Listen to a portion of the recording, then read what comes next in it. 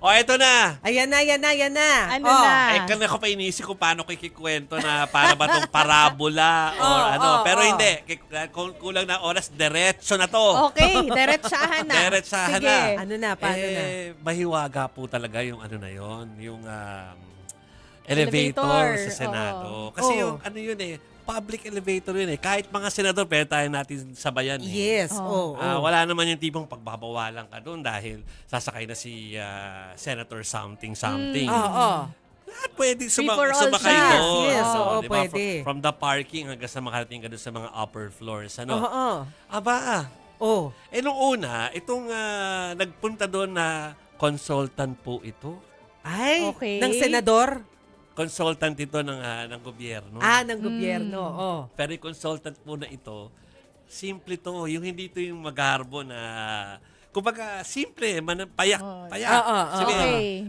Casual. Okay. Ganong klaseng tao to. Pero consultant ng gobyerno to. Okay. Pero casual lang yung pumorma. No? Hindi halata, kumbaga. May halata, galing siya doon sa baba. Sabi kasi tayo, umaakit na tayo sa stairs hanggang makarating ng first level So yung mga may parking o binigyan ng parking ng consultant, sa baba magagaling. Okay. So, ang system po doon sa mahiwagang elevator na yan, dahil, wala na dapat mahiwaga dyan dahil allowed nga anyone Basta ikaw yung merong pass ng Senate dyan Makakasakay ka.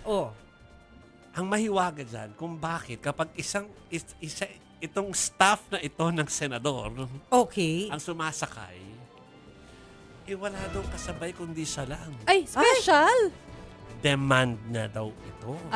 Staff ng senador. So, hindi Staff man lang ng yung senador. Hindi. Staff niya.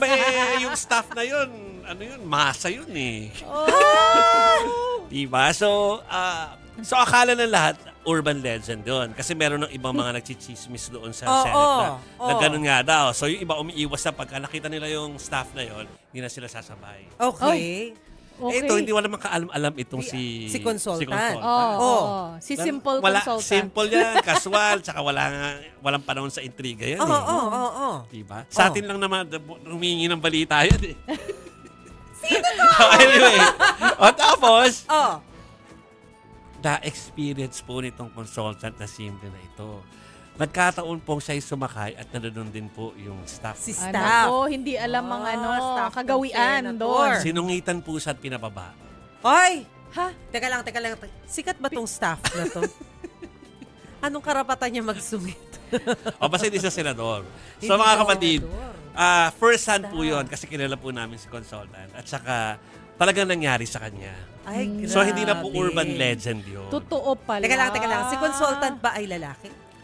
Babae po. Ay, babae. Si consultant na kaibigan ko ay lalaki. Lalaki. Pero si yung staff ang babae. Okay.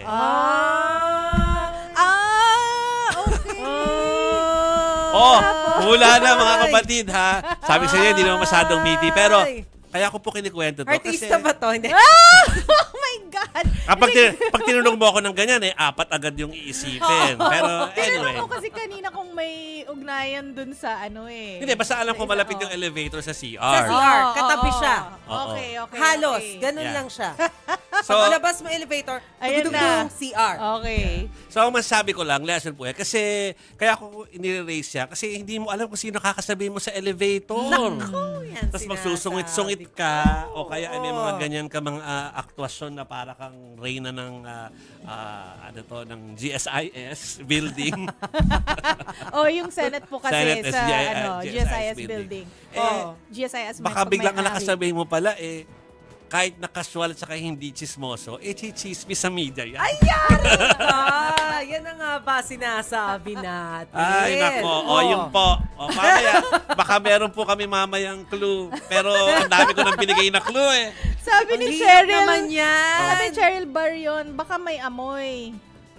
Hindi. Mabango naman si consultant. Kilala ko naman yun. Wala. It's just that hindi siya yung tipong magbabarong para pumunta doon. Hindi.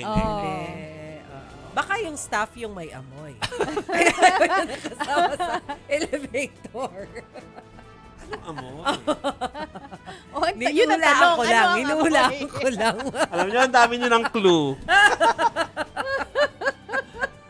Pinipigilan sila magsalita. Oy, takip na rin. Julio Madriaga, iba yung issue nung nung sinasabi mo. hindi si Mrs. Barreto, hindi iba. Sa ibang building nangyari. Tagal na Ito to sa na. Senate ito, sa Senate ito.